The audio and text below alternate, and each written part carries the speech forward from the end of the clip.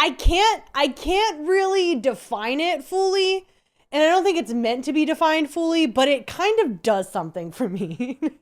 It's that what that mouth do is what you're implying? Yeah, kinda. Yeah.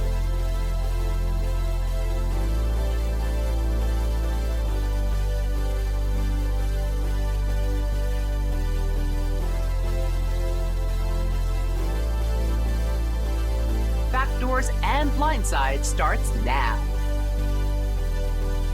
Realize we're big Bevy shirts today. This is my liquid death. Oh, yeah. Pointing to the wrong side, wrong group here. You're wrong set. The liquid. I'm so dyslexic looking at this camera setup because I can see myself in on my You're laptop. mirrored. I'm mirrored the wrong way, so I'm just like, what side am I pointing on? This one, Liquid Death, and you're wearing Narragansett. Both brands that we love. No free plugs, even though there they are. I mean, would be that's the sick to biggest get. free plug. Yeah, would be sick to get an endorsement from either brand. I'm pretty sure Tor figured out something with Narragansett on his show last year. I gotta hit him up. Maybe it's like. Very true. That's very possible. We're Backdoors and Blindsides, and we are talking Traitors Season 4. We are officially caught up with the release schedule snaps. We'd love to see it. Yay! And this is episode 7, The Black Banquet. I believe this episode was talked up by Alan and like the rest of the cast, kind of supposed to be the big one of the season, like a never before, you won't believe what happens type situation. Yeah, he was going on a bunch of different talk shows and, doing publicity for the Traitors. And he was saying, yeah, I think it's like episode 7 where it gets really good. And it's when I mention a banquet, that's when you know it's coming. And I was just kind of like, there was a part of me that I thought it was going to be bigger and better maybe than it was. Because it was so hyped up, and that's just who I am as a person. So I try not to take it too seriously. I guess we'll get right into it because there is no like real exposition who got killed last night, whatever. We're left on a cliffhanger in the last episode of we're going to go to this banquet. You're going to have to murder in plain sight in front of everyone in the same room.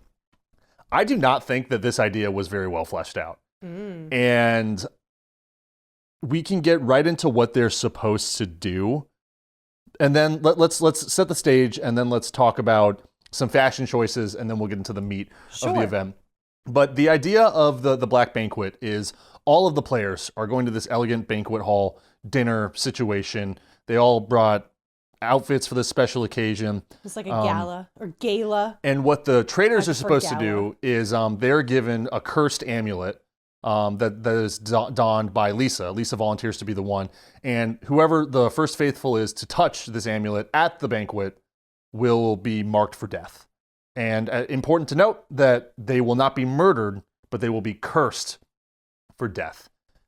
And right off of the bat, you and I turned to each other and we started asking each other questions about just how that works. What constitutes as touching this amulet? Right. I was thinking, okay, if you're wearing it on your, chest area, by your shoulder, whatever, and you go in to hug somebody and it gets on them, does that count? Or you need your little phalanges to touch it? Well, what do we mean by touch? Here's the problem, is they don't really explain exactly what constitutes touching and being marked for death. And then we don't see it actually happen because we save it in the edit. We want it to be a big surprise when Alan announces who's marked for death. So I think it kind of fails as an idea on television because we can't really figure out how it ever happened. I mean, you get a little flashback of it. I don't think it's enough though. I think that this is a rare miss for the Traitors production crew and how they should I play the sounder? I guess I'll play the sounder. It's time to attack Peacock production on Backdoors and Blindsides. It's a miss for the Traitors production crew and where they normally succeed in throwing a wrench in the game for the Traitors or for the Faithfuls, cool twists and ways to really enhance the gameplay. I just don't think that this fully works, and I think that they could have put a little more time into figuring out how it's going to be executed. And maybe it's a little too open-ended. I think maybe there should have been like more guardrails around this process and maybe like more clearer instructions for Lisa on how to set a murder. Because I know in the past they've like poisoned drinks or food or something like that, right? And I'm not saying that we need to repeat that, but I think it needs to be like, you need to get someone to put this on, right? Unless maybe that's too obvious. That's way too obvious. I don't know. It just, this left me wanting a little more out of the method behind the murder.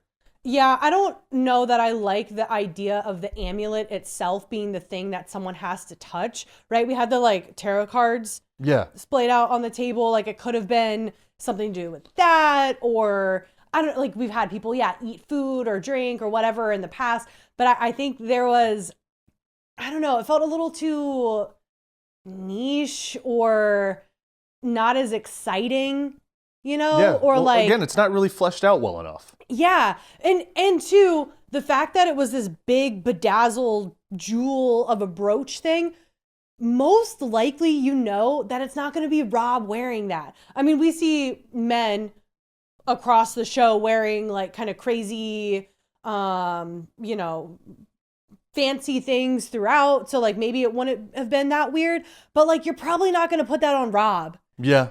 So you're already like, I feel like production was already angling for it to be Lisa or Candace because of the subject matter of what causes the curse. So I wanted it to be a little bit more gender neutral, if you will. It served its purpose. Yeah. Right. But I just think there could have been a little more behind it. And I hope that if there are more twists down the road in the rest of the show this season, we've got a little more clearer direction behind it. Because you're right, I do think it felt a little underwhelming. And I didn't know about the buzz until like I got a text from someone that was like, oh, like the dinner episode's really interesting. Like, you know, let me know what you think. And then I realized, oh, they've been hyping up this episode specifically. And you're right, like it wasn't explosive in like the drama. And I think that is, you're right. Like the episode didn't live up to like what the drama that the twist was supposed to bring, right? Mm-hmm. But before we go any further, I want to talk about the fashion choices at the Black Banquet. Coming from a fashionista yourself over there. An expert in men and women's fashion. In your camo cargo pants, your long sleeve Narragansett, and your Decide beanie. Yeah, Not that I'm speaking anymore in my Liquid Death shirt. But. Well, I pay a lot of attention to fashion choices. It's really important to me. One of the most important decisions I think I've ever made is wearing a navy tie with a black suit. Controversial, I know. Controversial, upsets a lot of people, but I have a lot of confidence in my ability to rock that at a wedding. But I'm always open to hearing what people think about fashion choices. Mm-hmm. That's but we why don't care what other people think. We care what you think now. Our DMs are always open on Instagram if you've got feedback. And I'll leave it at that. Let's start with, who do you think's best? Who do you think's best dressed? Well, I think you have the best and worst. Why are you asking me? Well, I want to give you a chance. I have notes on. We talked through this. You just set me up. I told you I didn't have a best and worst, and now you're coming over. Right. You're asking me if I have a best or worst. No, let's try that again. Matt, who do you think was best dressed? I think Candace looks amazing. That's the right answer. And it's because of her headpiece, right? This huge Medusa looking. That's the thing. She is Medusa. And I'm like, fuck yeah, it's big, it's lavish, it's shiny and shimmery and pretty. It's got everything. It makes a huge statement. It has the actual like glamorous look to it. Like it's a beautiful piece of metal that's, I don't know, also like how heavy is that shit? It looks like it weighs 1,000,000 pounds. I can't believe that she's able to support it with her shoulders. But she is walking around and I'm like, that is chef's kiss. But like, maybe, like, yes, looks served, absolutely. But maybe a kind of misstep on a game level from her / the people who dressed her. Because the story of Medusa, as a refresher, is... You look at the woman and with her snake hair and she turns you to stone, who's turning people to stone? A traitor, right? Yeah, but everyone else has got some like killer looks to them as well. Yeah, but not tied to a story like Medusa. Well, do you think that they're bringing their own outfits for this event, or are they being dressed by Peacock? I would think they're being dressed by Peacock. Yeah. Well, then That's what I would think. Then I'd like to point out some of Peacock's most crucial errors. I love Rob. I think Rob is the best traitor. I think Rob is the best player in the game right now. Mm-hmm. I think Rob is going to win Season 4 of the Traitors US because of his ability to play as a traitor. At the Black Banquet, Rob looks like he's on his way to a bondage club to pick blue crabs for dinner. See, I think this is where your and I's opinions kind of split off. Oh, You're what? pooing it. My note here. Oh, about Rob you think he's going says, for chicken parmesan at the bondage club? I say he looks like he's trying to seduce me through my TV. Oh God. Me, I'm like, This works for you? I mean, it doesn't like The red shoulder straps and then the bib, it's the got the- wallpaper it's got bib. the buckle. He's got like kinda. the Sistine Chapel on a bib on his chest. I mean, bondage club, I definitely see, and Yeah. maybe that's what I was missing in my description. I was like, why do I feel a certain type of way? it looks like he. I don't get it at all. We've said for on the record the overalls, no shirt, that rocks. I think this was a huge misstep But listen, on Rob's part. You put that outfit at the table where we later see him eating an entire hard-boiled egg on a fork. I can't really define it fully, and I don't think it's meant to be defined fully, but it kind of does something for me. It's what that mouth do is what you're implying? Yeah, kind of. I love Rob for so many reasons, but like also, and I said this about, other people on other shows, but like Rob, in this season, Rob really is like I just kind of want to hang out with this guy because I'm like, yeah, I'll eat an entire hard-boiled egg in one bite. Well, we already talked about you slurping up yolks in the last That's episode. true. Yeah, I've been known for my alternative methods to consuming egg products. Let's just leave it at that. But Yeah. this did not work for me at all. Maybe it's the red in the straps. I don't know. It looks to me like he's cracking crabs with nipple clamps. Is what I'm picturing. That's wild. And he's got the plastic glove bags on his hands and all of that. He's keeping his elbows out.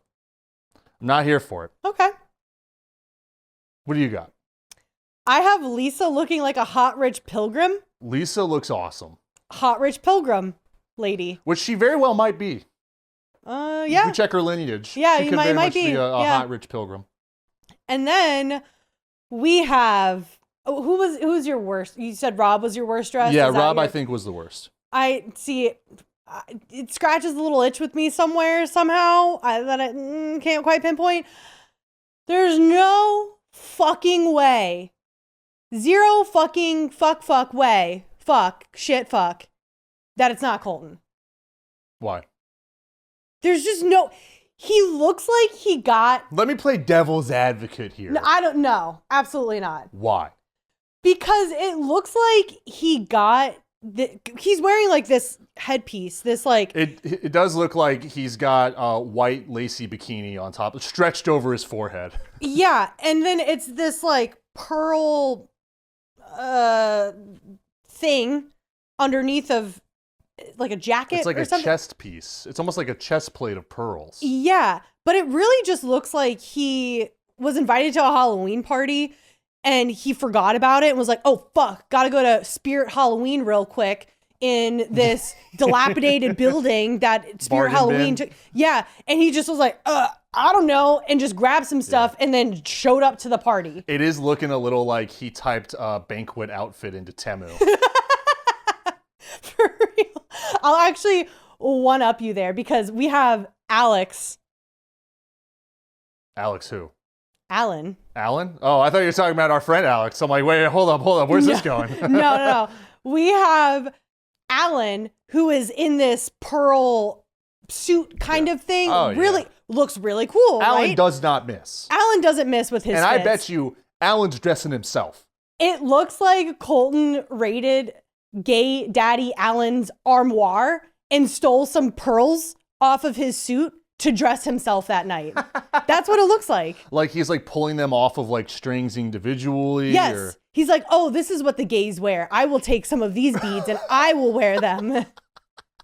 That's what it felt like to me. And he didn't pull it off very well. And the internet has exploded over this Colton fit. Oh, they are hating. Sorry, every time I'm like, time. we're going in so hard on this guy, we're gonna get in trouble. And then like you send me like internet feedback where the internet's like, I hope he fucking dies. And I'm like, oh, we're fine. The podcast is fine. Yeah, no, we are absolutely fine because do we have like mean tweets or something like that? I do. It does kind of look like, okay, there's a band called Suicidal Tendencies.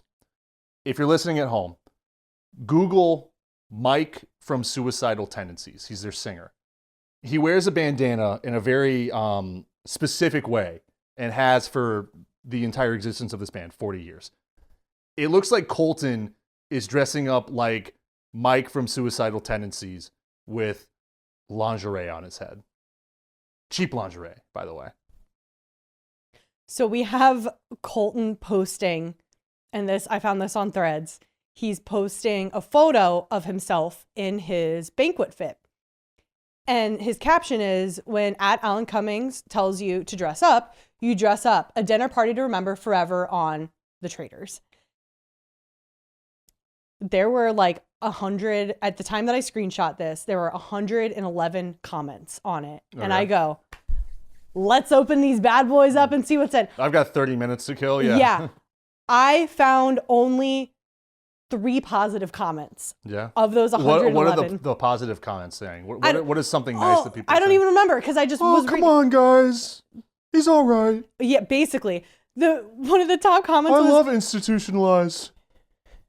Anyways, are you jokes. Done? I'm making jokes for like 4 people on this podcast. Let's move on. Let's make jokes for the wider people, which I will give you now, which is someone commented, Colton, this outfit was ass. Capital ass. Mind you, Colton's photo got 137 likes. This comment got 266 likes. Yo, that rocks. At the time.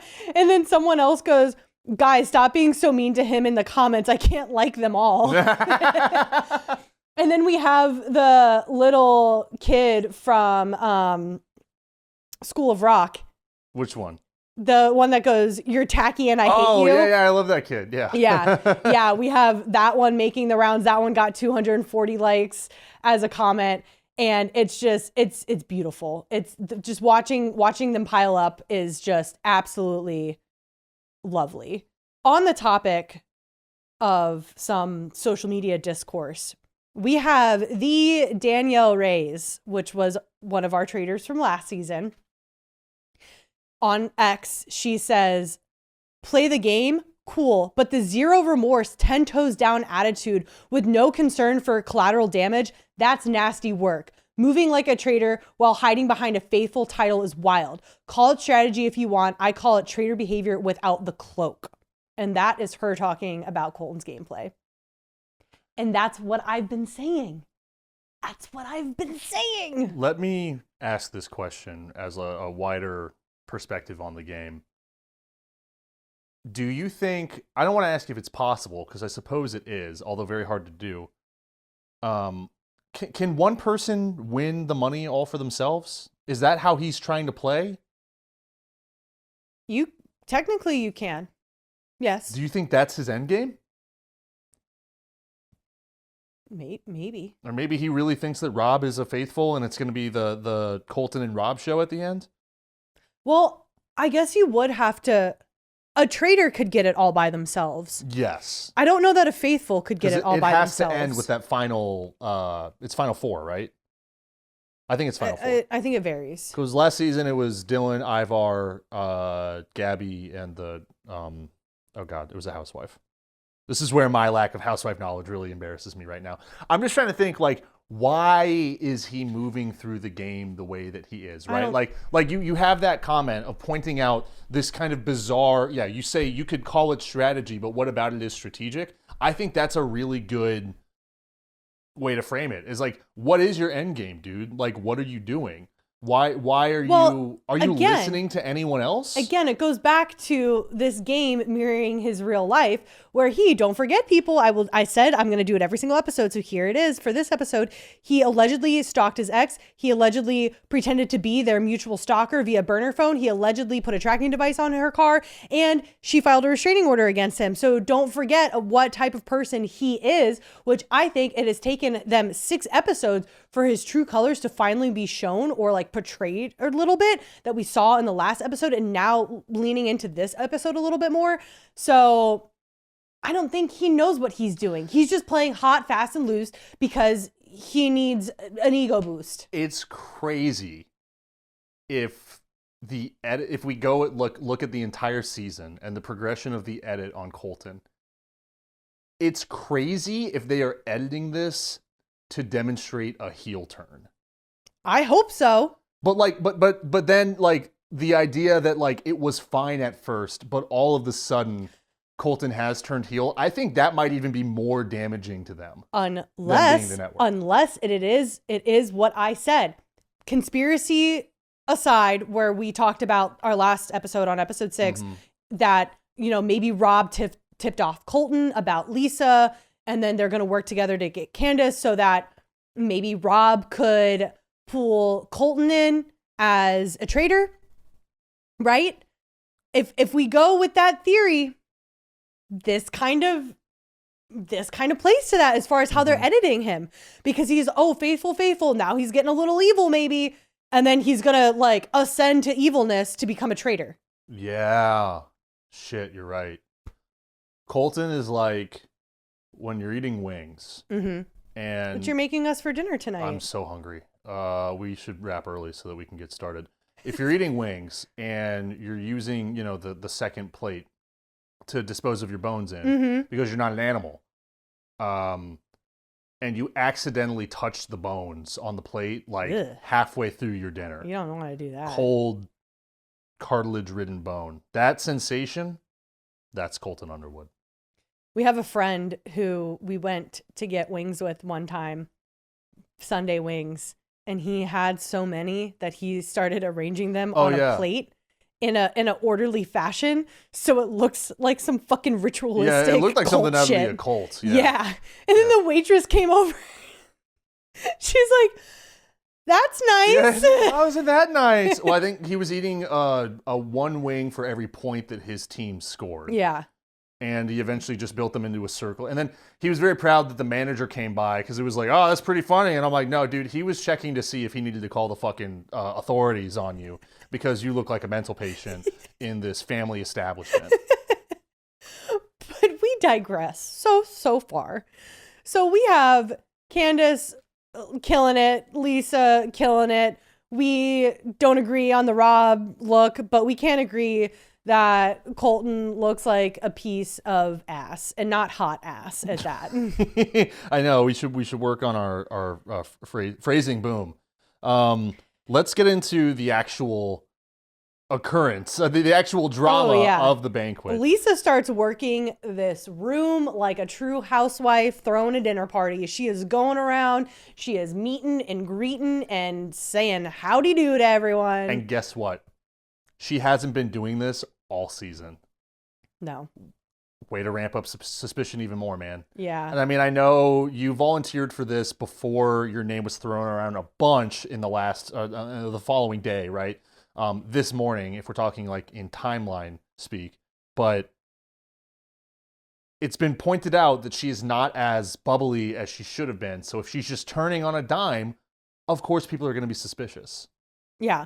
I mean, back to what we were saying, if it were me wearing it, I would go with the hug approach, lean into it a little bit with your shoulder, get it all up on them, make sure you give them a little shimmy while you're at it. Yeah. Dead or cursed or whatever. But I feel like it had to be like someone touching it with their little fingies. Yeah. Yeah. Like, let me touch this, feel this. It's vintage. Oh, it's so heavy or whatever. Yeah. But she says the pin came loose and that she needed help fixing it. And we know later in the episode with the weirdness how they shot it that it was Jam, who Right. helped her fix her pen. But at first, they don't reveal that. They don't. And this is all before dinner's even served, by the way, which I love that this happens. And I don't know if they were clear that it needed to happen before dinner Yes, or they not. were. Okay. So, we get to, we announce in the episode that the curse has been bestowed upon someone. And, I want to look at this from a traitor perspective. Are you even targeting anyone at this point if you're Lisa? Because I feel like I'm so worried that I'm not even going to pull it off that I'm just like, whoever. You know what I mean? They had a lot riding on Lisa actually doing her job. Yeah. Because there have been failed murders in plain sight before. Right. So what were they? What if she failed? Then we wouldn't even got the potion portion of it. Portion. I think you have to you just have to roll with whoever it is. I'm saying from a production standpoint. Yeah. Like, what if she didn't get anyone to touch it? Now what? Now you're fucked. Now what, production? Now the banquet has like... Now we're just all eating here? Maybe they had a plan B. Yeah, they must have. I feel like Right? you have to if you're running this show. Yeah. But we sit down and we eat, and Alan emerges with 2 vials of antidote held up by his servants. By the way, we don't see the servants in the castle practically ever. And so I thought this was really interesting that we see the masked servants actually within the walls of the castle. They breached it. Very spooky. Yeah. I really love the vibe that comes The with druids. that. And he announces that someone at the table has been cursed with death. And these 2 antidotes, these potions, will save that individual from death only if they're the person who consumes it. So then it turns into a fucking frenzy. Yeah, and The party is over. Basically, it's, you have this curse, but these vials, but basically a murder in plain sight. And there are 2 murders in plain sight that were attempted the night that we watched this episode. Yeah? One by Lisa and one by me. Yeah? Yeah. Explain. Because halfway, or like as this episode was getting started, I was like, oh my gosh, we have baklava in the fridge. I wanted to eat that while we watch this. Yeah. So I run to the fridge. I played it for us. It's very nice of you. Very nice of me. And I go to hand you your plate, and a fork falls off and onto the floor. And you lean down to pick up that fork. And I also am like, oh my gosh, I'm so sorry I dropped your fork. That I'm leaning over kind of now with my plate, and my fork falls off of my plate. If you're listening to this at home, I want you to bend your knee. I want you to actually put your right leg over your left leg as if you're crossing your legs. So I want you to put your hand on your knee. And I want your finger to find the little dent in that joint, right where your knee meets the beginning of your shin. Now, I want you to take your best fork. Your best fork in your house. We have your, good your, forks. Your weighted silverware. I want you to take that fork, and I want you to whack that indent as hard as you fucking can. And that's what my wife did to me I last felt night while we were so watching bad. Traitors. I felt, because it was like classic overcompensation. Like the first fork didn't hurt you, and I was just so I really got to strike this time. I just felt so bad that I just like threw this fork at you that I'm like, oh, let me help you. Let me pick this up. And meanwhile, too much overcompensation just fucking drilled into his knee, and he was sitting there. Well, I was an adult about it. You were, but I felt really bad. I'm still keeping that in my back pocket for when I can, We were using that for guilting later on. That's a classic healthy marriage already technique. felt bad though. Yeah. So my murder in plain sight failed. He is still sitting here alive with us today, thankfully. And but we did Lisa's did not fail. Lisa is pretty confident in this moment, and I love this debate because there is no order because everyone thinks it could be them. I call and that's where this shines, is like the chaos that comes afterwards. I call it my whodunit, who should be saved scramble. Yeah, okay. Yeah.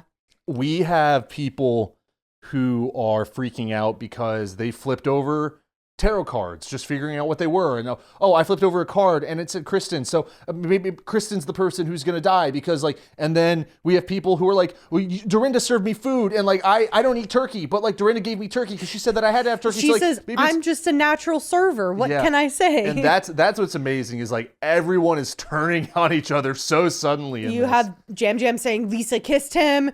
You have, Steven cutting up food. I think he was cutting up like a roast or like lamb chops or something like that and was serving it to Natalie and Johnny.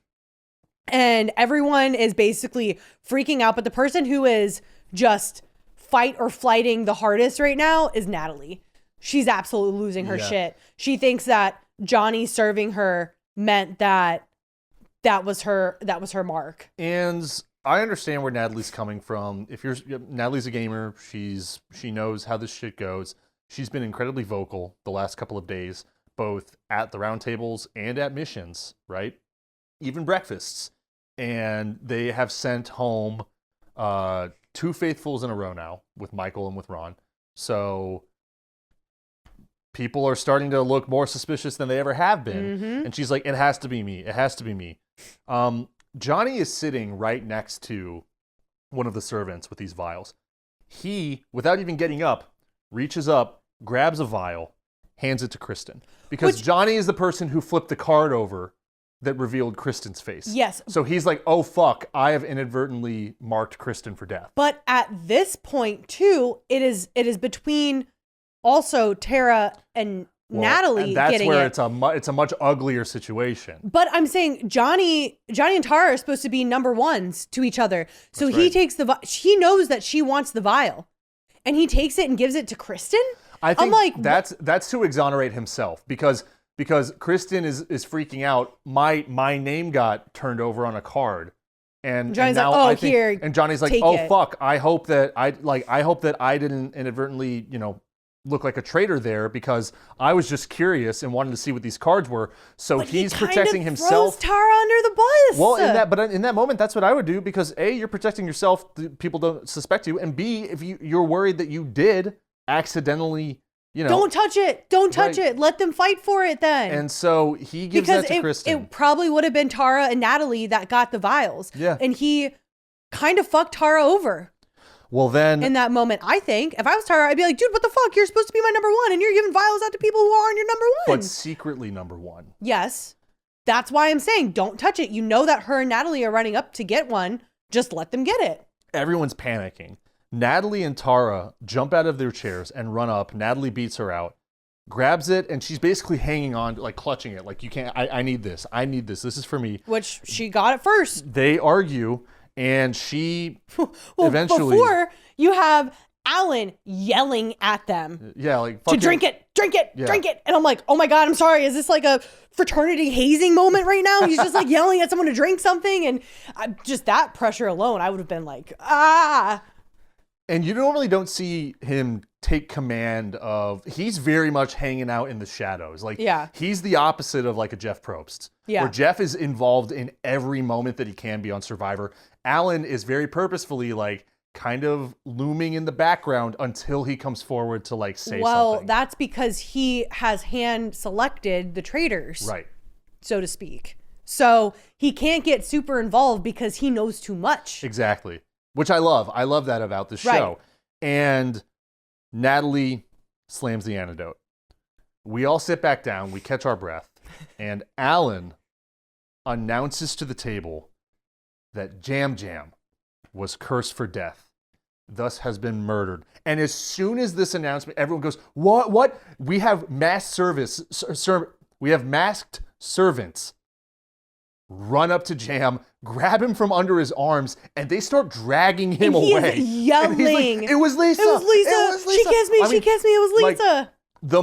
We always applaud like the cinematic shit in this show. That was right out of a movie. Oh yeah. An amazing moment for this TV show. And he's like, it was Lisa. She kissed me on the cheek. It was Lisa. And what's amazing is he was right, but for the wrong reason. Right. Which is why I think that speaks to Lisa.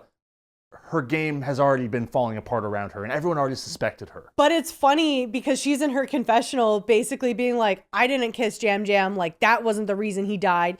idiot. He got the right person, but not the right method, idiot, right? So I'm like, he was still right. And that's her, I mean, that's her panicking, right? And this, I want to point this out because this gets brought up later, but Lisa immediately is like, no, I didn't do that. No, you're wrong. It wasn't me. Immediately like rebuking Jam statements. And all right, Fish, Jam. Meaning that Natalie is the only gamer left on Traitors. Move on to breakfast. A little later in the episode than usual, the Traitors are the first 3 that arrive to breakfast. And this is kind of fun. I like this. Yeah. I like that they put them together. Because this is an appropriate time for the 2 of you to speak. Because no one's coming through and they're going to loudly knock You're before going to they get do. a warning. No one's going to knock if you're in the kitchen after dinner, but if you're at breakfast, people will knock because that's part of the show. Well, the way that they start getting into it, I'm like, people could be outside of the door and be like, about to knock and be, what's going on in there? Let me put my ear to the door and see. And I don't think that you don't want to be yammering on, but this is a moment where Lisa can finally ask Rob, what the fuck? Dude, why'd you write my name She's down? begging for Candace and Rob to help her. Yeah. She's like, I have so much heat on me. People were already throwing my name around. Now they're definitely throwing my name around because of what Jam said as he was getting dragged out by the druid. So I need your guys' help. And Candace is sitting there like, yes, I will. I can help you. And Rob just kind of, Yeah, I think Rob could have done a better job of, I don't know, acting like he cared more about Lisa in this situation. But didn't give a shit. Rob's making it more and more clear. I'm kind of done being a traitor with you, or like you've dug your own grave and I can't get you out of it, which he's probably right. Like, I don't think that they can do much to take the heat off of Lisa at this point, but I'd at least pretend that I could. Right. In this situation, because like Rob is in with almost everyone in the castle. Lisa's not. No. And you just gotta you gotta let it die. But Colton comes in and he goes straight for Lisa in front of everyone. And this is before the entire group has even arrived to breakfast. This is like maybe 2 or 3 knocks in that Colton's already digging in on Lisa. And this is where Rob jumps in and he goes, guys, can we just eat breakfast? Right? Like he is just trying to extinguish mellow the fire it out a little bit as we start the day, which I guess is his attempt to show Lisa, like, I've got your back, but I don't know, man. Yeah. But then we get Colton in a confessional saying that I'm going to lay low. I'm like, oh, you're going to lay low after you've gotten 3 people in a row murdered who were faithfuls? Finally. Thank you, buddy. And Candace at the same breakfast turns the attention, and also working along her fellow traitor, getting the attention off of Lisa and turning it on Natalie. Candace is doing a lot of work for Lisa in this she's episode. Working hard, which I think if you're Candace, you have to. You have to. Because you've got the show bond, right? The housewife bond with Lisa, and you don't want her to go. You have the traitor bond. You just saw Rob throw Lisa under the bus, and you're watching him do that. You're like, he's coming for me. So if I have to sit next to only one other traitor, if I'm Candace, I don't want it to be Rob. I want it to be Lisa next to me. I want to point out, because we were talking about outfits at the banquet. Maura shows up to breakfast with this enormous hat. It's me. She looks like she is super Maura-O in this moment. Wow! I mean, she looks like she's about to go down a green pipe to rescue Princess Peach. Oh my God. And it's all I'm going to think about every time I see her now. We just need her to turn around and throw a blue shell at Colton. Dude, right? Oh, can you imagine if she's the killing blow? It'd be amazing. It'd be beautiful. Yeah, I'm here for this hat. I mean, it's the most ridiculous outfit of the season, I think. But it's fucking amazing. And I think whenever I see her, she's just going to be talking like this. So that's pretty good. I want to point out that after breakfast, we have Natalie and Tara duking it out in one of the sitting rooms because they were fighting about the antidote the night before. Lisa comes in to kind of be the third wheel in this conversation. And Natalie is doing her best to explain what I think is totally valid. She says, look, 2 gamers have already been targeted, but this is where Natalie makes the same mistake the same mistake that we blasted Portia for in the first episode of the show. She says, like, think about it. They're all dead now. We killed one. We murdered one. I mean, we banished one. I can't believe that. And Lisa and Tara are like, what? All of these faithfuls are just straight up getting the wording wrong when you're playing the game. And I know, like, what we're talking about getting killed all of the time, but I feel like everyone's got to go through some training before they get into the game. Like, words are important. I get this sense that, you know, you're talking about we like, oh, like the collective group, right? Just in general, the entire house has killed this person. We don't know who it is, so we say we, whatever. But yeah, we just got through the whole Portia situation. So don't fuck it up. Be very, very careful. Think about it 3 or 4 times, which coming from Natalie, super gamer girl. Yeah. Shocked that she was the one that slipped up. I was like, no, come on. Yeah. And at breakfast, we have Johnny and Mark talking, and they think it is Natalie because she's the last gamer standing. Because everyone said, like, oh, you know, you need like one housewife, you need one gamer, you need like a collect. People are throwing out, but what if it's all housewives up there for the first time, right? But you have Johnny and Mark that are kind of homing in on Natalie being it. You now have Lisa and Tara against Natalie a little bit now because of what she said. So yeah, and then we have also post breakfast, we have Rob telling Steven and Maura and Mark to believe Jam Jam and his final plea on his way out.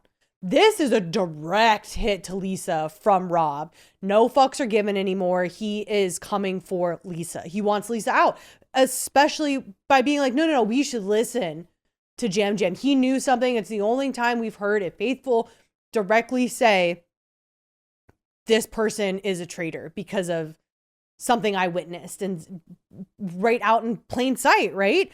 So that is really suspect. And then we have Lisa saying to Mark and Dorinda on the car ride to the mission that she would love to get Colton. She says, don't get me wrong, pissed at Colton, don't want him here. I think he's a traitor. But for this next vote, we need it to be Natalie, since she slipped up by saying that. She said, we murdered. We killed. It makes sense that she would take this approach, but we call back to one of the biggest rules, I think, as a traitor. You can never be the one to plant the seed. And you got to wait for someone else to bring up Natalie's name. But no, at this point, no, Lisa wasn't. It was Lisa and Tara in the room together. Well, I guess she has Tara to kind of like back her up. She says, right, Tara? She and Tara goes, yes, she said that. In the episode. So, I mean, yeah, Lisa is very lucky that Tara was with her in that, not lucky enough, obviously, but she needed someone there to be like, to stand up and be like, yes, I heard Natalie say this. She slipped up if she's a traitor. So I think it is a good move on Lisa's part in the sense that she's being like, look, I'm not playing emotional.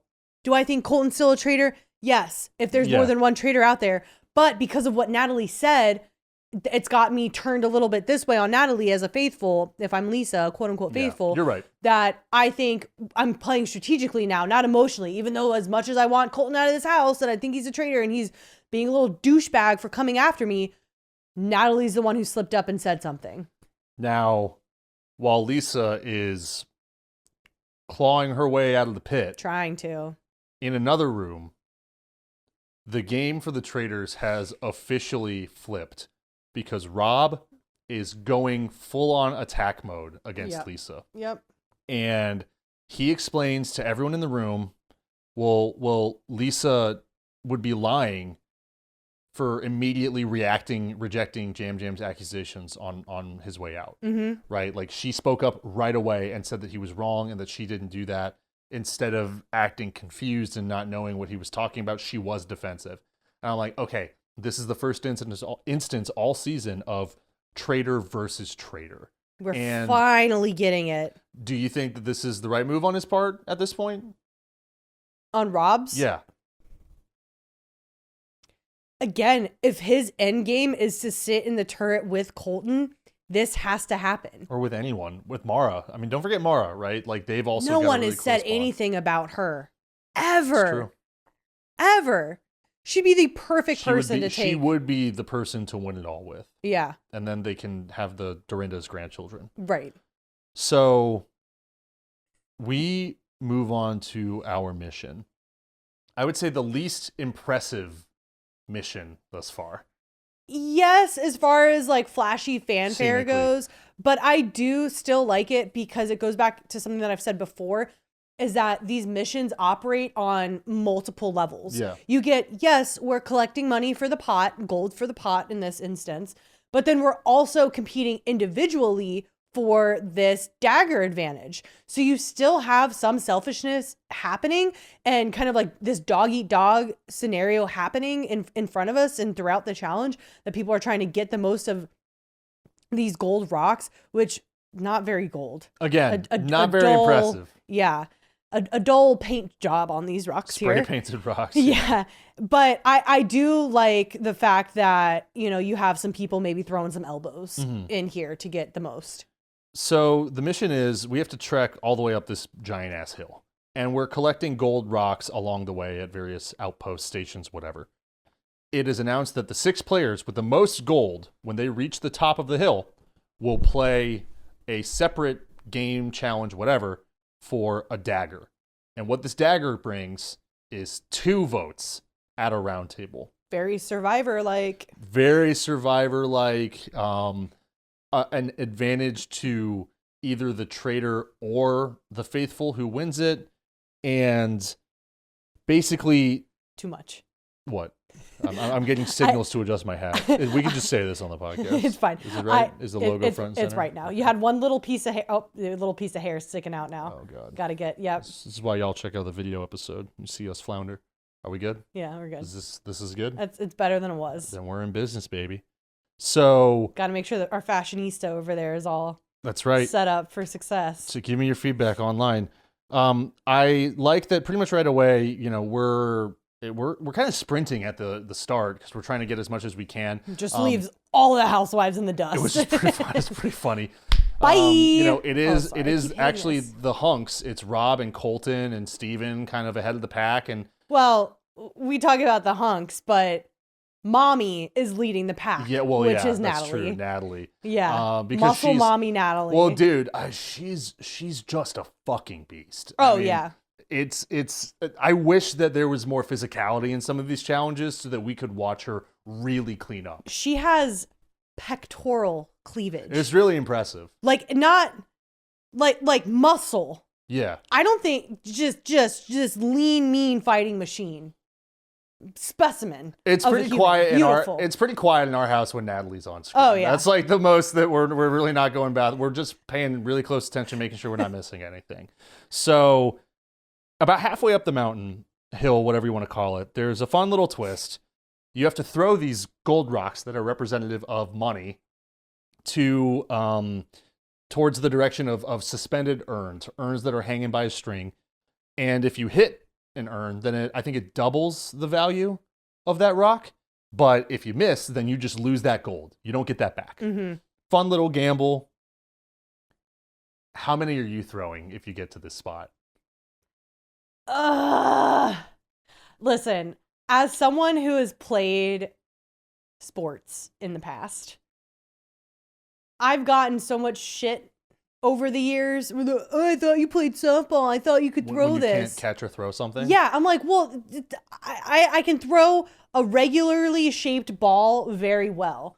Everything else, I'm not sitting there throwing oddly weighted, oddly textured, sized, amorphous shaped rocks at a cauldron, right? So I wouldn't want any more of that. I would still gamble though. I think I'd throw one. And if I hit, awesome. If I miss, fuck. Either way, I'm throwing one and done.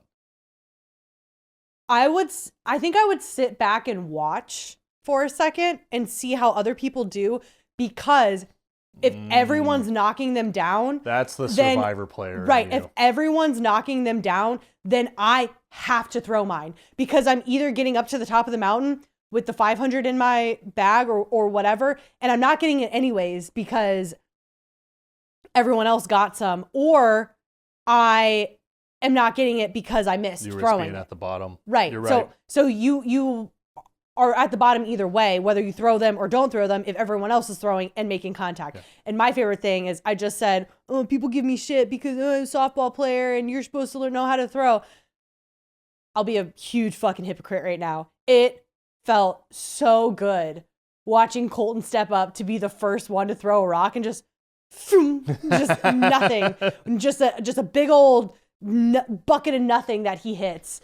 And I like that. And then we get Steven, Natalie, Tara, Colton, Rob, all making an impact on these things. I'd like to remind everyone listening at home, this type of insight coming from your Survivor expertise is what makes our recap of Survivor 49 so great, and that is currently available under the Backdoors and Backdoors and Blindsides brand. God damn it. That's too many B's in one sentence.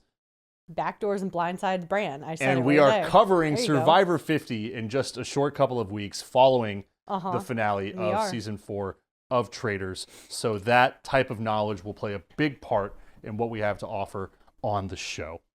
As we reach the top of the hill.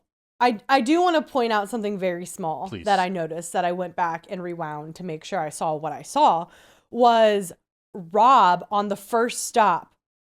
He's like piling all these rocks in his bag. As he's like in motion to like continue running, he drops like 2 or 3 rocks. Go back and watch. It's happening, which I'm like, did he go back and pick them up? Did someone else see them? That's and pick what I them would up? have liked to see, yeah. What happened? We don't know. It just like cuts immediately after he drops a few of them. And it's very quick and hard to see, but he does drop some rocks. But it doesn't matter. We reach the top of the hill, and there are chests with every player's name. Natalie reaches the top of the hill. Right. And you're supposed to dump your gold out of your pouch, your bag, whatever, into your chest, which is going to be like your final count. This is where it gets interesting, is as others reach the top, there are discussions of, well, I know I'm not going to be in the top 6, so maybe I'll give my gold to someone who could be. Right. You don't have the to top put it in your 6, box. which is a fun twist that we don't know at the beginning of this mission. The most important change up to note here is Lisa gives all of her gold to Steven. And she does this in front of everyone. And who but Colton decides to point this out. Fuck. And I would do the same thing if I were a faithful. I'm like, why does Lisa not care about this? And he says this to Mark and one other person that we couldn't tell because of how the shot was framed on him. Someone in a coat, which really narrows it down. Yeah. And then we have Kristen giving hers also to Mark. And then we have Tara giving hers to Rob. Shout out Rob. Shout out Rob. We get to the top 6, which are Rob, Natalie, shout out, Eric, Mark, Colton, and Steven. Wow, Steven, he's doing something. There he is. He's up there. He's on there. He's talking. He's a part of it. And it's revealed that Rob has the most out of anyone. Which is important because he gets an advantage for the next segment of the mission. So money has already been banked. That's good. That's locked and loaded. That went to the collective pot. Now we're playing this like individual, we got to get this dagger game. And basically what happens is the person with the most gold gets to be the interrogator for this poker face styled game that they play together. And every other player has a tablet in front of them. They're standing in like a semicircle. It looks very like Stonehenge up there on the hill. And they flip over their tablet one at a time just to themselves to see if they Eric taking like 18,000 steps back. No one will know. To reveal whether they have the dagger or not. And then Rob gets to inquire with each of them as they flip over their tablet whether they have the dagger or not. He's very pointed in his questions. He asks, he's pretty smart about it. He asks a couple like hard truth questions. What's your name? Where do you live? What's your favorite color? Whatever. And then he asks, do you have the dagger? And he makes his way around the circle. And he's looking for any inconsistencies, right? Right. He's looking at, oh, you answered your name a certain way. Like basically just a lie detector test, which is a good theory and practice, right? But I think it reveals a little too much about himself in front of everybody. Because he's still trying to play this dumb Southern Love Island guy. Yeah. And now you're kind of showing your cards to everyone that you're a little maybe smarter than you have tried to let on. But at the same time, he has officially made a move against Lisa. Yeah. So I think you need a little credibility if you're going to try and start swinging some votes. He guesses correct with Natalie. Again, I think Rob is the best player on the show. Clearly, yeah. He is not only the only traitor who was completely flown under the radar, he's winning advantages in the missions. He is guessing correctly with these advantages. Like, he is really making the most out of every opportunity in front of him as a traitor in the game. And when a lot of what he does can go in the playbook. Yeah, and when he was interrogating them, I was really trying to like look at them too. Right, like, because we don't know until he guesses. Right, exactly. And I'm watching all of them. And my thought was Eric. Because everyone who he answered, or he asked the question, do you have the dagger? Right, they're answering the preface questions like just straight on, you know, my name's so-and-so, my favorite color is this. When he asked them, do you have the dagger? They all go, no.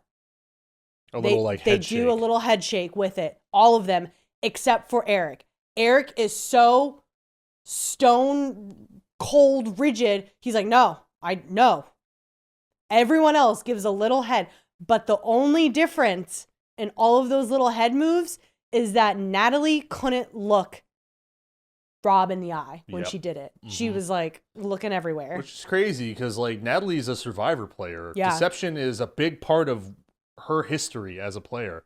And this is the one thing that she couldn't swing with him, which was, I was surprised that Natalie lost out. But I mean, it's not like she really lost out. It's just that Rob used his advantage and you know, came out on top. And listen, now that kind of bonds her closer to Rob in a way, because she knows he has the extra votes with the dagger. So just stay close to him. Make sure he doesn't turn on you and use his extra votes against you. And Rob is the one that kind of pulls everyone together. Outside, they get back to the castle before they walk in. And he say, mum's the word. No one's going to know between the six of us who got this dagger. No, but he tells them that he has the dagger. Yes. Which is a huge trust-building moment. Again, he is playing hard now. And he goes, hey, I have the dagger, but no one tell anyone who has it because that's going to keep us safe. I'm a faithful. And that's a huge faithful, great move, motivated move, right? Great move. Yeah. So, I mean, the only two people that would have known that he has the dagger would be himself and Natalie, because she's the one who relinquished it to him. So Natalie very easily could have gone to the rest of the house and been like, Rob has the dagger. Right. It's really working out for Rob. It really is. And I think that he has really, you know, I don't think that he came into this ready to work against other traitors, but once he started to see the writing on the wall, he realized he's got to play his own game because he doesn't want to go down with Lisa. Right. And then we also have Johnny being on to Lisa a little bit now, and he tells Candace, and Candace goes, Lisa, Johnny thinks it's you. And she says, your name's going to come up at the round table tonight. But then Tara's also there, and she says, no, I don't think it's Lisa. Which is interesting. We're getting more Tara. I mean, we're getting more of the people that we didn't get a lot at the start of the season, right? And she is, obviously, she's a faithful, and she's really kind of playing off of others' instincts, but I think what happened at the last roundtable with Ron really pushed her into a new area of game and realizing she's got to start playing for herself, which is cool to see. And it's interesting to see whether her and Johnny are going to stay on the same path or not, because they're still these secret allies that they're not having a lot of work together. But that's kind of the only note I have for dinner, is that Johnny points out Lisa again, Candace warns Lisa, and then we head into the round table. Here, we kind of start off hot with Natalie getting attacked. Lisa starts the round table. I think starting off the round table as a traitor is a dicey fucking move. It is, but she has been criticized for being too quiet at the round table. True. And that publicly criticized. Publicly. So she's thinking, I got to do more, right? Especially when my name's being thrown out there. So she brings up the fact that Natalie said, we killed, we murdered. And Tara's like, yep, that's that's what happens.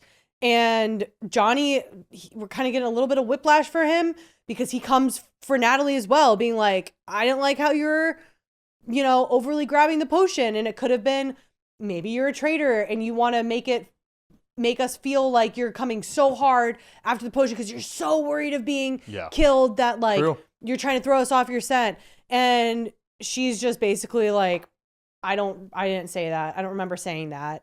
But she did correct herself very quickly. So she had to have known in the moment, I just fucked up, because she did correct herself. Yeah. Right after she said, we murdered, so. Well, and Natalie deflects by calling out Lisa's own deflection. She basically says, you came into this knowing that there was heat on you. You're immediately trying to pin it on someone else, and I don't buy this. Mm-hmm. So, yeah, we start out hot between Lisa and Natalie. And this is where Rob jumps in. Rob kind of takes over the conversation as the leader. He defends Natalie. But not before we have Dorinda and Maura start going at it almost a little bit. Because Maura says, Lisa did kiss Jam Jam. I saw it. And Dorinda's like, no, Lisa air kisses. I know Lisa. Lisa does the air kiss side of the face thing. Lisa did kiss the Jam Jam. Yeah. Derailed me. And then... yeah, Dorinda and Maura start kind of going into it for like really no reason. So that to me says that something off air is happening between them that we don't know yet. Yeah. Some rift between Dorinda and Maura for them to kind of go at each other like that. But then, yeah, Rob jumps in and tries to exonerate Natalie. And in the same breath, tries to accuse Lisa again. Well, and he's the one that calls back to Jam's abrupt exit from the game when they were whisking him away. Is that he was shouting at you, Lisa, and Lisa, you bounced off of it so hard, so fast that is suspicious to me. Well, he says specifically that she always says one of two things when she's accused of something, that it didn't happen or she doesn't remember. Mm-hmm. So he's specifically calling out her actions. And he knows she's a traitor. So he is just unrolling her over and over and over again under the bus. But he is never revealing anything that he wouldn't have been able to see from the position of a faithful. Right. He is only choosing things that everyone else saw. He is only calling out things that have either been said to him in a group or everyone saw at the banquet. Again, he is talking like a faithful. And did I want Lisa to stay? Sure. Because I think she's entertaining. I think she's fun. I liked the dynamic that was happening between her and Candace. But the fact that it was Rob who got Lisa and is Rob who is getting the credit for this banishment, thank God it wasn't last episode with Colton. It wasn't another Colton W? Yeah. I mean, yes, it was a Colton. Like, it was a small W, like a lowercase W for him. But it was Rob who really was the one who stuck his neck out and got her banished. And let's go to the votes, because some weirdness happened with these votes. Last vote, we had a huge split. This vote, we had an overwhelming majority for Lisa, but some weirdness happening outside of those votes. Really strange. I want to just point out really quick, if you're Rob in this situation, you know Lisa's game is done. It's over.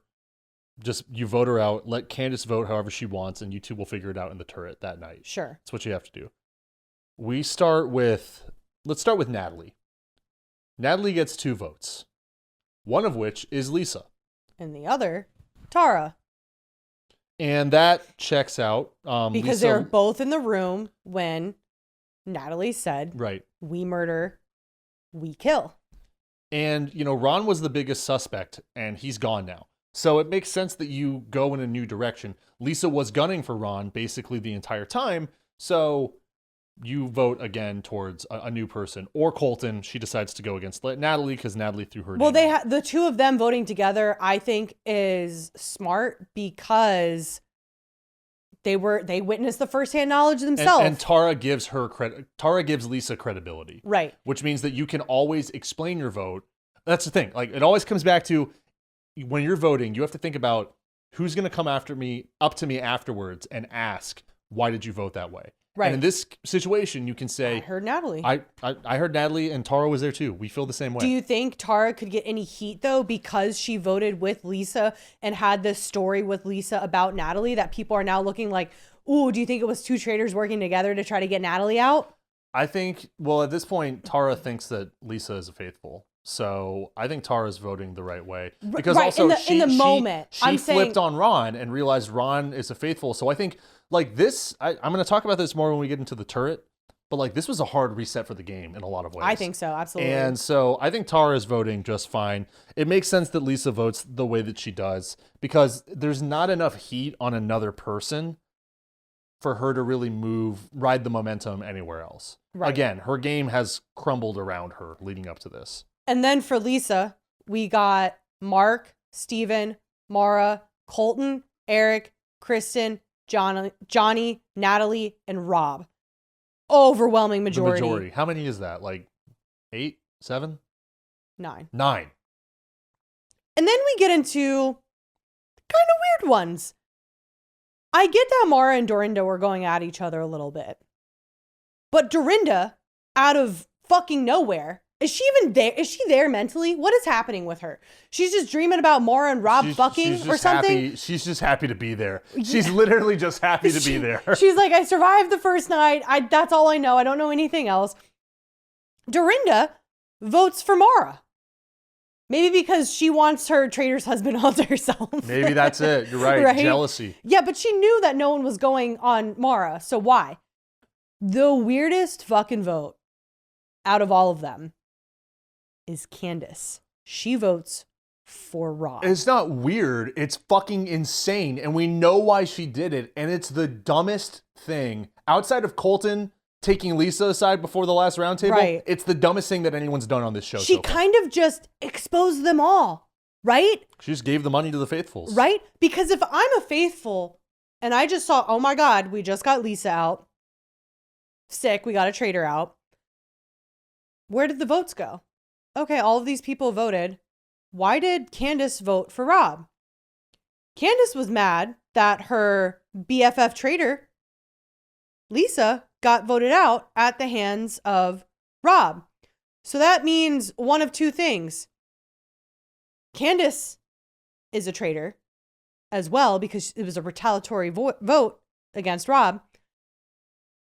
Why would Rob get a vote? Because Colton was also leading the Lisa vote a second ago in the last banishment roundtable.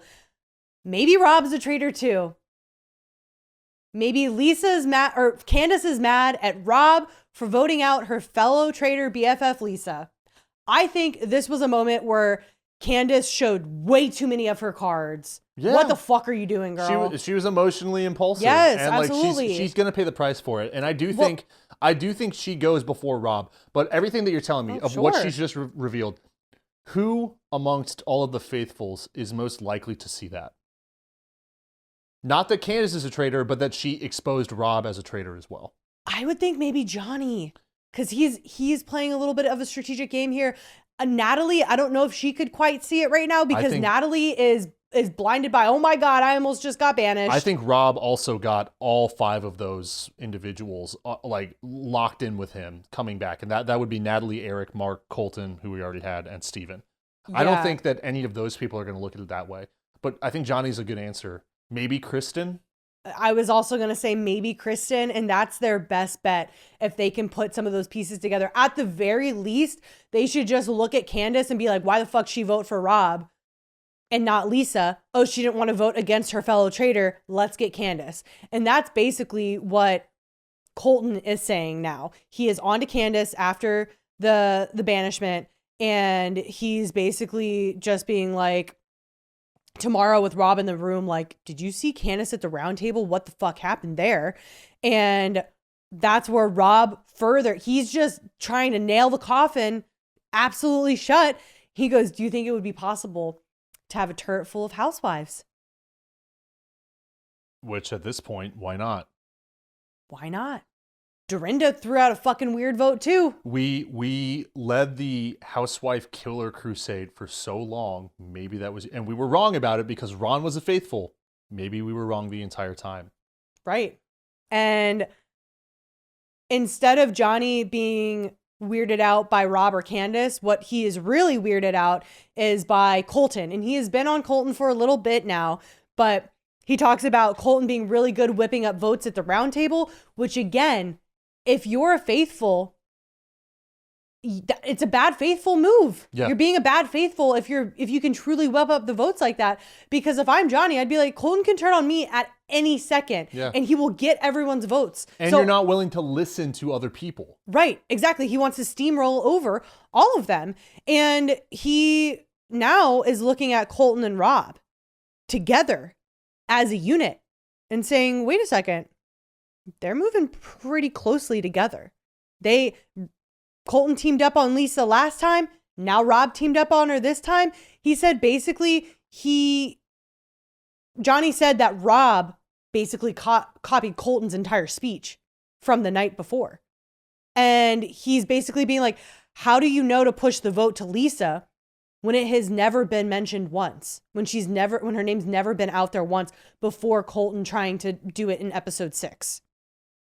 He's saying that they're moving lockstep together, Rob and Colton are, and that the two of them must be traitors. And Candace and Johnny are going back and forth about this. So if you're Candace, you're like, absolutely, Rob and Colton are traitors. Yes, let's get one of them. Because even if they can't get Rob out, we can get Colton out, which disables Rob a little bit more. Because we saw how powerful they are together.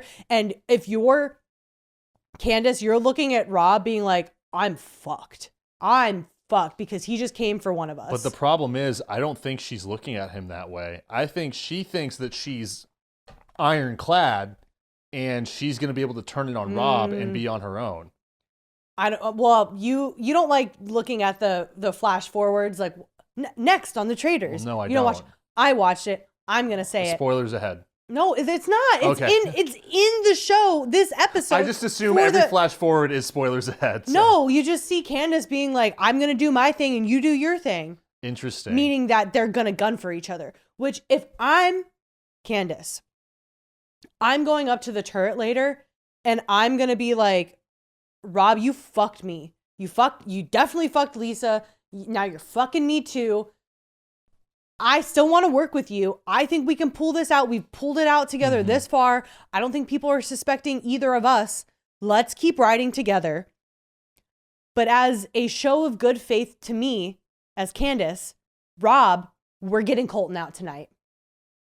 End of discussion. You cannot fight for him. We're getting Colton out tonight. And if Rob starts squealing, being like, no, we can't go, then I'd be like, fine, we're getting Maura out. I'm taking one of your number ones because you took one of my number ones. And that's how we move forward together. If you don't want to move forward together, then we're going to have to pick a random person.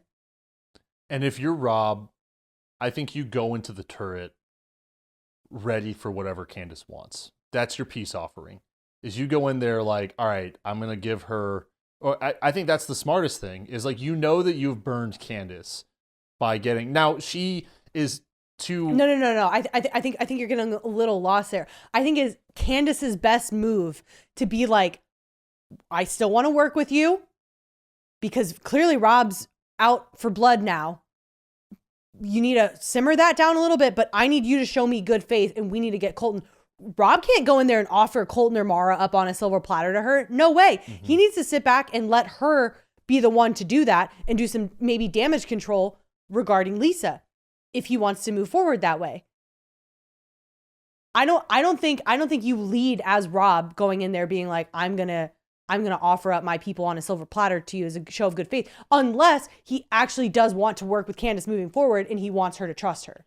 That's the only way you do that. But if you want to banish Candace next, you have to fight for Colton. You have to fight for Maura. You can't let her take them from you. And we saw the Danielle and Carolyn go at it back and forth. Right. Remember? And that's what lost them the game. Right. And Danielle wanted to bring Brittany in as a secret traitor. And Carolyn's like, are you fucking stupid? Now, this could be interesting. Maybe that's what they do again this season. Maybe they make the two of them recruit a traitor at this point. That's the real, like, that's the nail real in riff. the coffin. Yeah. And if you're Candace, you cannot have Colton up there with you and you cannot have Maura up there with you. I don't think Absolutely not. You have to advocate for maybe a neutral third party. Who would that third party be? Right now, like, who are we going to recruit? I would recruit maybe Eric. He hasn't gotten a lot of attention the last 2 episodes. He was playing a really good game a few episodes ago, but we didn't see a lot of him lately. And I was thinking that or maybe Kristen. I think Johnny. And I know that the last couple of episodes, I've been moving up to ways that you could frame Johnny as a traitor. But at this point, you look around, I think Johnny has the trust of a lot of people in the house. And that's been made clear by him leading this crusade against Colton. And I think that he is like the true neutral third party that you could bring in and be like, look, everyone trusts Johnny. He would be so valuable as a traitor. Because and Eric and Kristen, yes, like they're definitely both like true faithfuls. No one would suspect them. But I think Johnny has more pull. And I think it's still early enough that you want reach across the rest of the faithfuls. Because the smaller that this group gets, the more isolated these relationships are going to become, where you're not going to be thinking about your group of 6. You're really going to be thinking about like your group of 2 or 3. And how do we move that forward? And Kristen, Eric are the people that have like maybe their core like 2 or 3 at most. Johnny, clearly, I mean, it didn't work out in the last episode, but like Johnny pulled 8 people in and everyone was willing to work for him. So I feel like if you're looking for that neutral third party recruitment with Candace and Rob still in the turret together, you go with Johnny. Now, if they actually want to do that together will be the real question here, right? But that's even if they get a recruitment, which even if I'm kind of hoping for a recruitment at this stage, because the worst thing that could possibly happen for me on the Traitors right now is that Rob guns for Candace now. I hope not. I'd be so disappointed. No, Rob guns for Candace and says, oh, it is all housewives in the turret. Let's get all the housewives out. Oh my gosh, it sure is Candace. She's out now. They're not going to leave one traitor in the house alone with this many people left. So then you'd give Rob the complete power to recruit. And we saw him be emotional towards Ron. Mm-hmm. He didn't want to vote Colton out because he was number 1. You're right. The worst thing possible would be for Rob to pull Colton in even closer and get him in the turret with him. That cannot happen for my viewing pleasure and for many other viewing pleasures out there. That'd be fucking crazy if that's how this season goes. I'm really hoping that's not it. That's why I'm really hoping for a recruitment in the turret this next time together. We've talked about what you do if you're Rob. We've talked about what you do if you're Candace. Let's take the neutral approach here. As the Traitors collectively, who do you kill? Oh, I think that you need to go. There's a lot of turbulence right now. Whose name is not getting thrown out really at all for anything. I think you go Mark. I think you kill Mark. Yeah? Yeah. Just like a true random occurrence? Yeah. He doesn't have any, right? He's not a housewife. He's not a gamer. He's coming from the, kind of mixed bag reality TV area. I like that idea.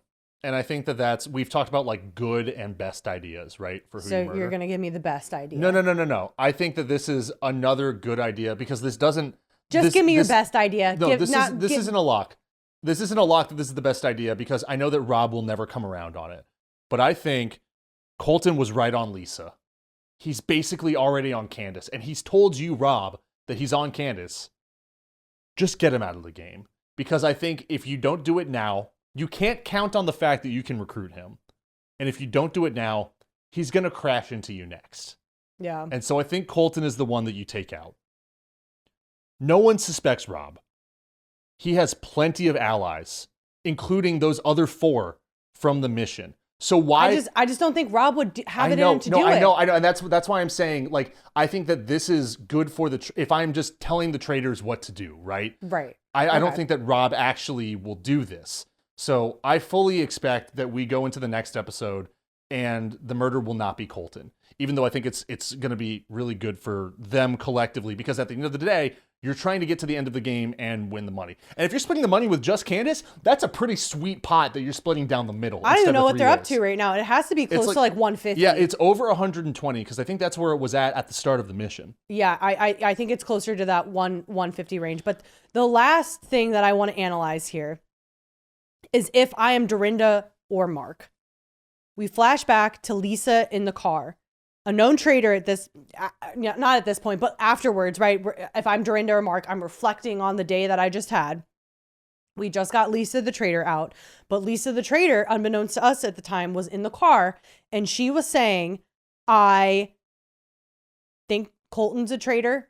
I definitely want to banish him, but because of what Natalie was saying with the we murder, with the we kill thing, I'm now logically on Natalie as Lisa. And she's telling this to a car with Dorinda and Mark in it. The fallout of that, if you're Dorinda or Mark, are you sitting there thinking like, okay, we had a traitor telling us to go for Natalie or Colton? Do we think that means those two are true faithfuls because she was trying to throw them under the bus so hard? Or do we think that they are traitors and she was trying to do traitor on traitor warfare? What are you thinking if you're Dorinda or Mark? Fuck. See, this is where I think the show is in a really good place right now because I don't think there's like really a good answer for anyone at this point in the game, which means that it could flip to a single person's advantage so easily. If I'm Dorinda or Mark, I'm looking at Colton and Natalie and thinking they were just pawns in Lisa's game and they're faithfuls. That's what I'm looking at it as. I don't think it's that much warfare traitor on traitor warfare going on because she's throwing out two different names. Yeah. Right? I think you're right. She'd be throwing out two faithful names. She's not going crusading against two other traitors, coming for two others that hard, that publicly. No way. She would do that to faithfuls though.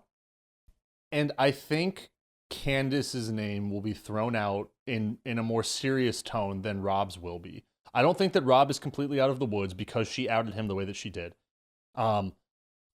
What is going to be really impressive and really hard is watching Rob try to navigate that over the next day to 2 days because Candace, at this point, it's kind of like, and we'll see, we saw the preview of the episode.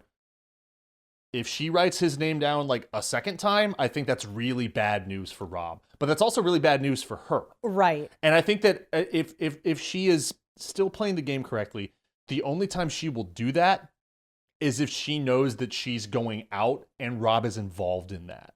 Right. So then she's like trying to tell everyone that it's Rob in her final moment.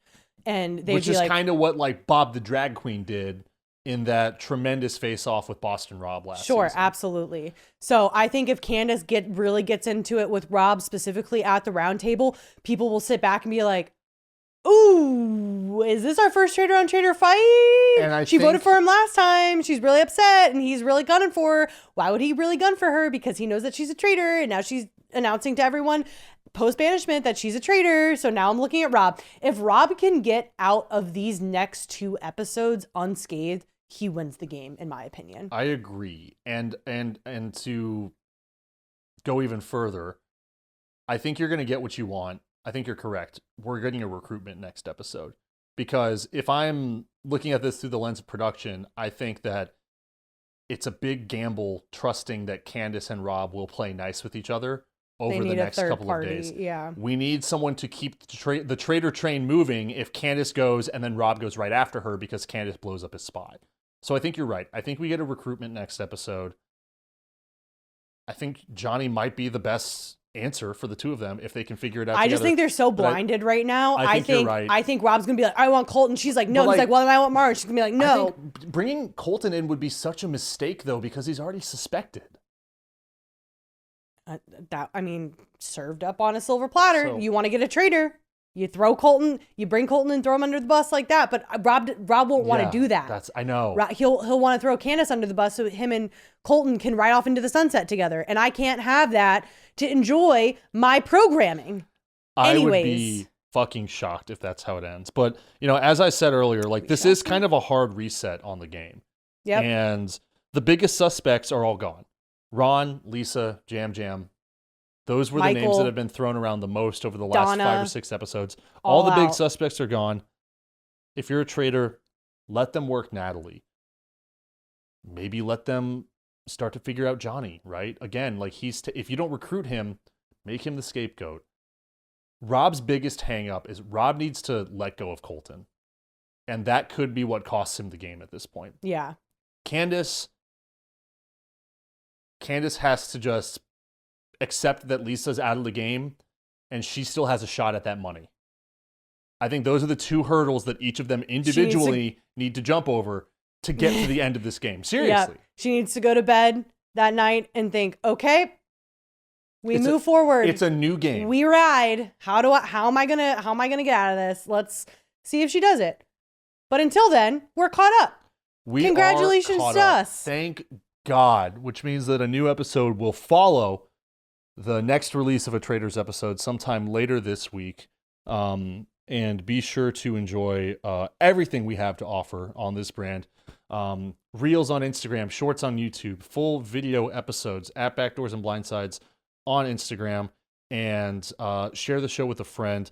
Until next time, whether you like it in the castle, like me, Or you like it in the turret, like me. however you like your game played, true faithfuls and master traitors are always taken care of here on Backdoors and Blindsides. Nice.